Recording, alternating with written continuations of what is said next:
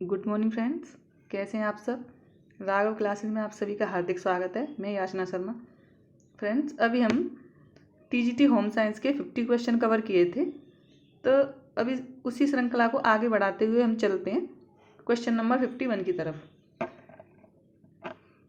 किसी व्यक्ति को व्यक्तित्व रूप से जानने से पहले सबसे पहला प्रभाव पड़ता है, यानी किसी व्यक्ति के व्यक्तित्व को जानने के लिए सबसे पहला प्रभाव किस चीज़ का पड़ता है। ऑप्शन ए उसके परिधानों से, ऑप्शन बी उसके बात विचारों से, ऑप्शन सी उसके रंग से, ऑप्शन डी किसी से भी नहीं। तो इसका राइट आंसर होगा ऑप्शन ए उसके परिधानों से। क्योंकि जब हम किसी व्यक्ति से मिलते हैं तो हमें उसके विचारों के बारे में नहीं पता होता कि सामने वाला किस तरह के विचार रखता है, तो विचारों का कोई प्रभाव नहीं पड़ेगा।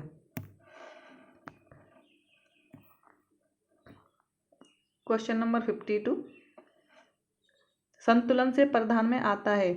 ऑप्शन ए विश्रामदायक भाव, ऑप्शन बी तंगी भाव, ऑप्शन सी दिखावा, ऑप्शन डी कुछ भी नहीं। आंसर होगा विश्रामदायक भाव।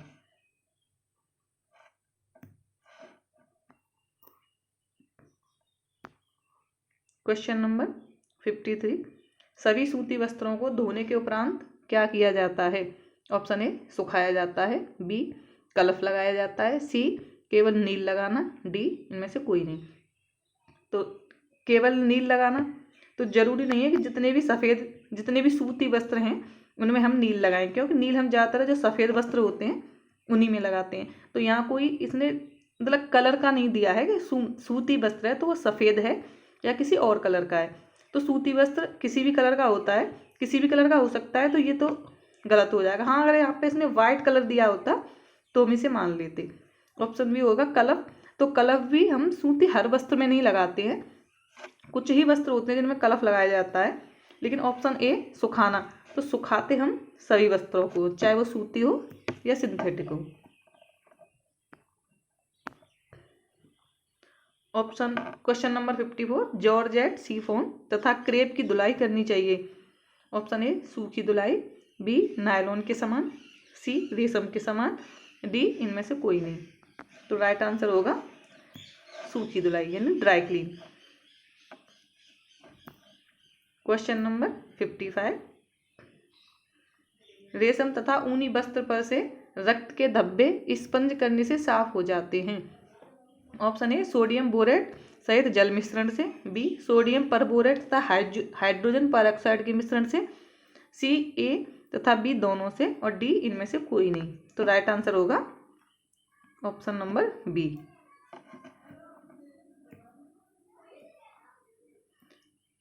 क्वेश्चन नंबर 56, संपूर्ण धुलाई क्रिया के अंतर्गत कौन शामिल नहीं है। ए दाग धब्बे छुड़ाना, बी धुलाई, सी सुखाना, डी इस्त्री करना। तो अगर यहाँ उपयुक्त सभी दिया होता तो इस्त्री करना भी राइट हो जाता, लेकिन यहाँ उपयुक्त सभी नहीं दिया गया है, तो कौन सा इसमें शामिल नहीं होगा, इस्त्री करना, क्योंकि इस्त्री करना धोने के बाद की प्रक्रिया है।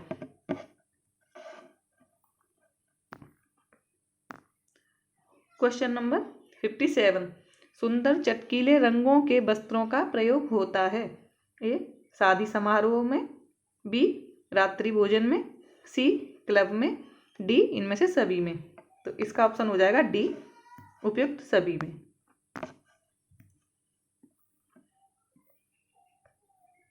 क्वेश्चन नंबर 58, परिधान कैसे होने चाहिए। ए आरामदायक, बी स्वच्छ, सी आधुनिक, डी इनमें से सभी।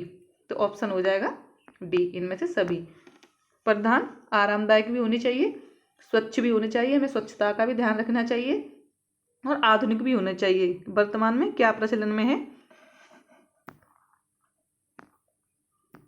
क्वेश्चन नंबर 59, व्यक्ति के परिधान में क्या ध्यान रखना चाहिए। ऑप्शन ए व्यक्तित्व के अनुरूप, बी अवसर के अनुरूप, सी शारीरिक रंग के अनुरूप, डी इनमें से सभी। तो इसका हो जाएगा ऑप्शन डी इनमें से सभी, क्योंकि व्यक्तित्व के अनुरूप भी सही हो जाएगा, अवसर के अनुरूप भी सही हो जाएगा, क्योंकि अगर हम शादी समारोह में जा रहे हैं तो उसके अकॉर्डिंग वस्त्र लेंगे, शारीरिक रंग के अनुरूप, ये भी सही हो जाएगा। तो ऑप्शन नंबर डी।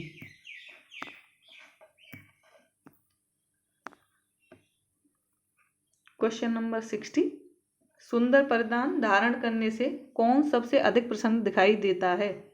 ए छोटे बच्चे, बी अधिकारी, सी गृहिणी, डी इनमें से कोई नहीं।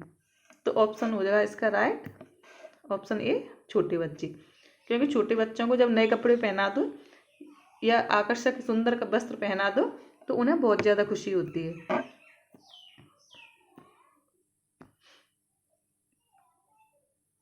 क्वेश्चन नंबर 61, वस्त्रों को धोने में क्या क्या प्रक्रियाएं पूरी करनी पड़ती हैं? ऑप्शन ए धोना, ऑप्शन बी सुखाना, ऑप्शन सी इस्त्री करना, ऑप्शन डी इनमें से सभी। तो हो जाएगा ऑप्शन नंबर डी, इनमें से सभी, धोना, सुखाना और इस्त्री करना। क्वेश्चन नंबर 62, वस्त्रों की धुलाई करते समय किन बातों को ध्यान में रखना चाहिए? ए जल का ताप, बी स्वच्छ सामग्री, सी विधिपूर्वक धुलाई, डी इनमें से सभी। तो आंसर हो जाएगा डी, इनमें से सभी। क्वेश्चन नंबर 73, साबुन में वसा तथा क्षार पानी के साथ मिलकर क्या बनाते हैं? ऑप्शन ए तेल, ऑप्शन बी झाग, ऑप्शन सी क्षार, ऑप्शन डी ग्रीस। तो इसका आंसर हो जाएगा झाग, क्योंकि वसा और क्षार मिलके क्या बनाते हैं? साबुन। साबुन का निर्माण करते हैं तो उसमें वसा और क्षार का प्रयोग किया जाता है।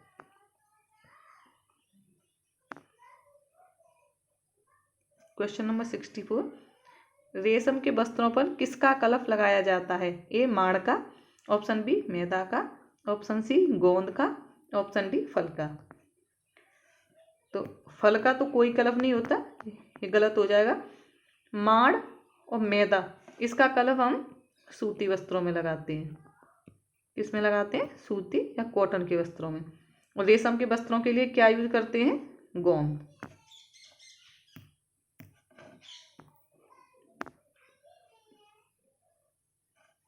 क्वेश्चन नंबर 65, सूती वस्त्रों में किसका कलफ लगाया जाता है? ऑप्शन ए गोंद का, option B Neil, option C सब्जी, ऑप्शन डी अरारोट। तो नील तो कोई कलफ नहीं होता, सब्जी का भी कोई कलफ नहीं होता, गोंद का कलफ हम लोग रेशम में लगाते हैं, और सूती वस्त्रों में अरारोट या चावल के माड़ का लगाते हैं। तो इसका हो जाएगा ऑप्शन डी।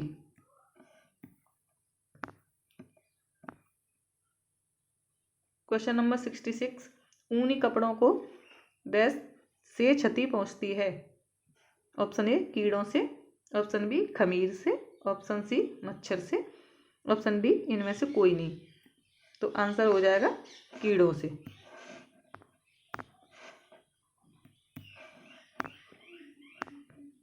क्वेश्चन नंबर 67, वस्त्रों को आकर्षक बनाने के लिए की जाती है? ऑप्शन ए धुलाई, ऑप्शन बी रंगाई, ऑप्शन सी परिसज्जा, ऑप्शन डी सुखाना। तो इसका क्या आंसर होगा? D, sorry C परिसज्जा। परिसज्जा, जब वस्त्र हैंडलूम से उतरता है तो उसे क्या बोलते हैं? Grey goods. जब हम वस्त्र बनाते हैं तो वो कपड़ा जो हैंडलूम से उतारा जाता है उसे ग्रे गुड्स बोलते हैं। तो उसका आकार और रंग दोनों ही ठीक नहीं होते हैं, तो उस पर परिसज्जा करने के बाद वो पहनने योग्य बनाया जाता है। क्वेश्चन नंबर 68, सूती वस्त्रों में डैश का गुण होना चाहिए? ऑप्शन ए कड़ापन, बी अवरोधक, सी अवशोषक, डी इनमें से कोई नहीं। तो किसका होना चाहिए? अवशोषक का। हम क्यों पहनते हैं सूती वस्त्र गर्मियों में? जिससे हमारे पसीना को अवशोषित कर सकें। तो कौन सा हो जाएगा? अवशोषक का। क्वेश्चन नंबर 69, इस्त्री करने से वस्त्र के डैश दूर हो जाती हैं? ऑप्शन ए सिलवटें, बी अवशोषकता, सी परिसज्जा, डी इनमें से कोई नहीं। तो हम कपड़ों पर प्रेस क्यों करते हैं, इस्त्री क्यों करते हैं? जिससे कि उसकी जो सिलवटें होती हैं वो समाप्त हो जाएं। तो राइट आंसर होगा option A.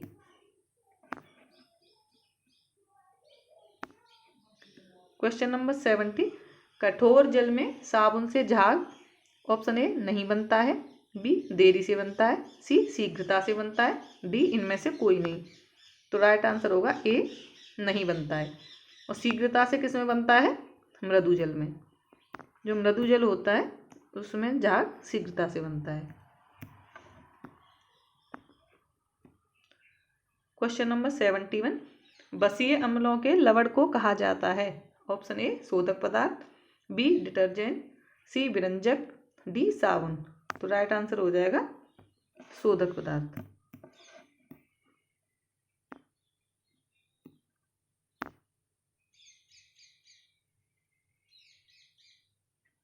Banarasi brocade. Question number 2, Banarasi brocade वस्त्रों को बैग में रखना चाहिए। Option A waterproof, option B dustproof, option C fireproof, D इनमें से कोई नहीं। राइट आंसर होगा डस्ट प्रूफ।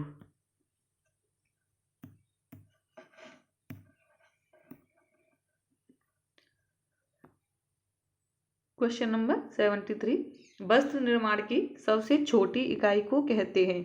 ए धागा, बी ऊन, सी कपास, डी तंतु। तो राइट आंसर क्या होगा? डी तंतु।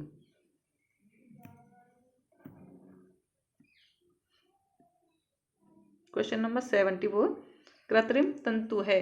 ए रेयन, बी रेशम, सी ऊन, डी कपास।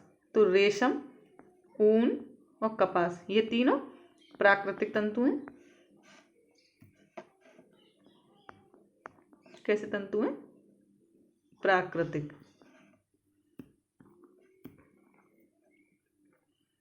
इसमें रेशम और ऊन जंतु जगत से और कपास वनस्पति जगत से। और रेयन हो जाएगा हमारा संश्लेषित रेशा।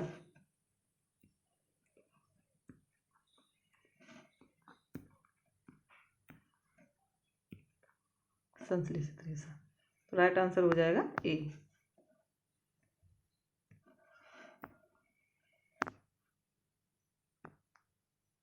क्वेश्चन नंबर 75, कौन सा प्राकृतिक तंतु फिलामेंट तंतु की श्रेणी में आता है? ए कपास, बी लिनन, सी ऊन, डी रेशम।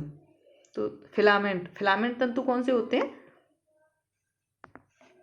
फिलामेंट तंतु कौन से होते हैं?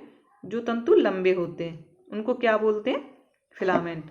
जो छोटे तंतु होते हैं, छोटे, उन्हें क्या बोलते हैं? स्टेपल फाइबर बोलते हैं उनको। तो सबसे लंबा तंतु कौन सा होगा? फिलामेंट कौन सा हो जाएगा इसमें? रेशम। और ये हो जाएंगे सारे स्टेपल फाइबर। इसमें भी कपास सबसे छोटा हो जाएगा। तो फ्रेंड्स, यहीं हम अपनी क्लास को विराम देते हैं। Thank you for watching.